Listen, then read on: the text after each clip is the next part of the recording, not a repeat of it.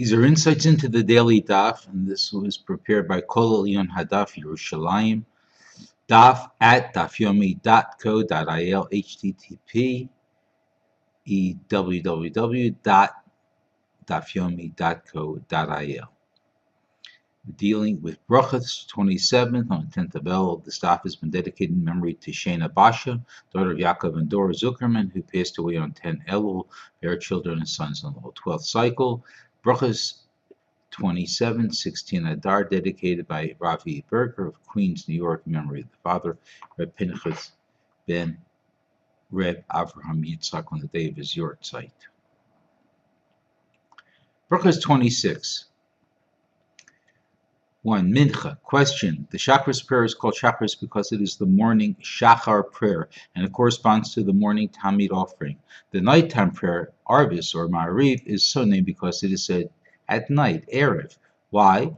Though is the afternoon prayer called Mincha. Answers. A. Tosfos, Psachim 107a, DH Samach, explains that the afternoon Tamid was accompanied by a Mincha, flower offering, and therefore the prayer that corresponds to the afternoon Tamid is called Mincha, as opposed to Arbis, which corresponds only to the offering of the Tamid's limbs and not to the offering of a Mincha. Even though the morning Tamid was also accompanied by a Mincha offering, a more general name can be used for the morning prayer, Shacharis. The word that is used to refer to the afternoon, Erev, though, is already being used to refer to the nighttime prayer, Arvis. B. Tosfos answers further that the Gemara Berachos 6b says that the Mincha is a special prayer, because at that time of day Hashem answered Eliyahu, and the idolaters were proven wrong.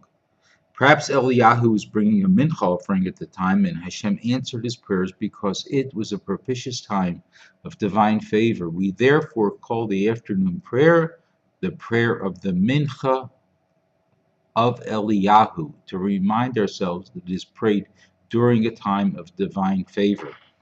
The Vilna Gaon in Shenis Eliyahu adds that we find that a person is allowed to recite Mincha until the very end of the day.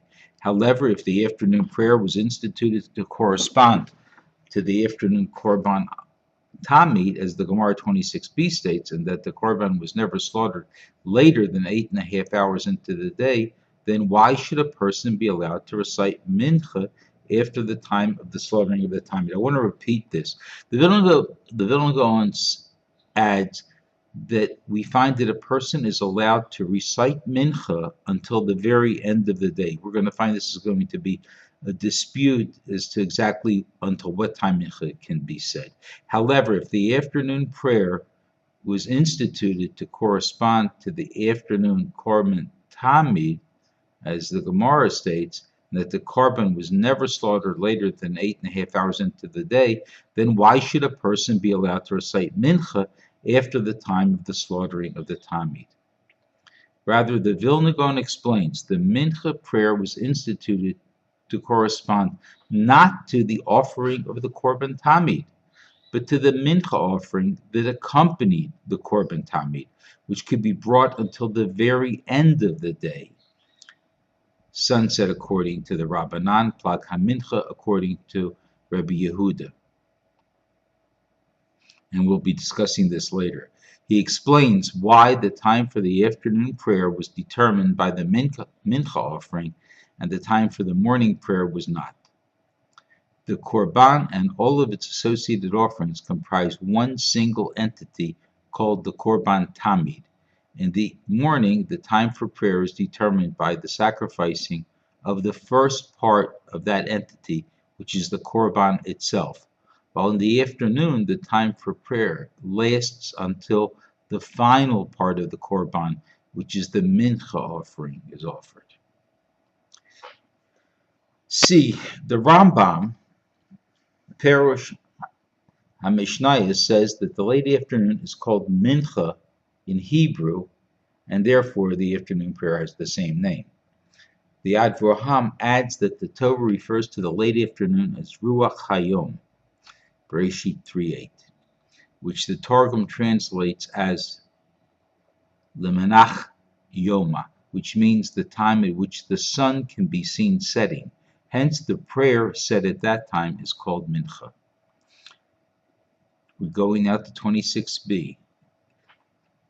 Halacha, one who forgets Yaleh v'Yavo. So the question is, the Gemara teaches that one who misses Shachris should recite 2 Shmona Esreis at Mincha. Similarly, one who misses Mincha or Marav should say the following prayer twice.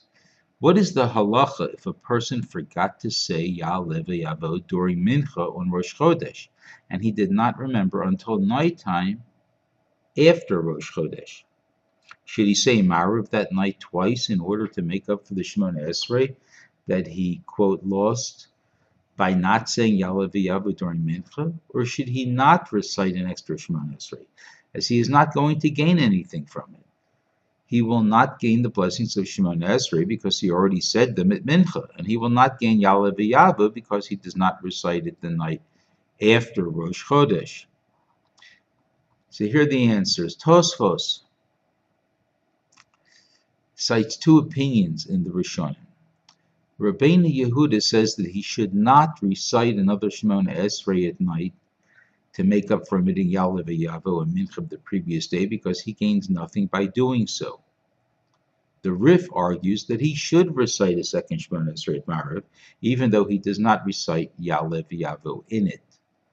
It appears that the 2 opinions argue about the reason why a person must repeat Shemona Esrei altogether when he misses Ya'aleh v'Yavo on Rosh Chodesh. Must he repeat Shemona Esrei because it lacked Ya'aleh v'Yavo and he must compensate for that? Or must he repeat it because his entire Shemona Esrei is considered lacking and therefore he must compensate for the entire Shemona Esrei? Rabbeinu Yehuda maintains that his entire Shemona Esrei is valid, but it is lacking Ya'aleh v'Yavo, and therefore he must recite a second Shemona Esrei to make up for the missing Ya'aleh v'Yavo. Consequently, if the recitation of another Shemona Esrei will not give him the Ya'aleh v'Yavo which he missed, there is no reason for him to repeat the Shemona Esrei. The Rif, on the other hand, maintains that his entire Shemona Esrei is not a valid tefillah if he omitted Ya'aleh v'Yavo, and therefore he must repeat it, even if he will not gain Ya'aleh v'Yavo by repeating it. The halacha. The Rosh says that the answer to this question remains in doubt. Therefore, he concludes that one should recite a second Shemona Esrei at Ma'ariv, but he should intend it as a tefillas nadava, since he is saying a tefillas nadava due to a doubt as to whether he is actually obligated to recite another Shemona Esrei. He does not have to add a new request in his tefillah, which one is normally required to do when reciting a tefillas nadava. The Mishnah Berurah adds that if the night after Rosh Chodesh is a Shabbos or Yom Tov, one should not repeat Shemona Esrei, since the tefillas nadava is not said on those days.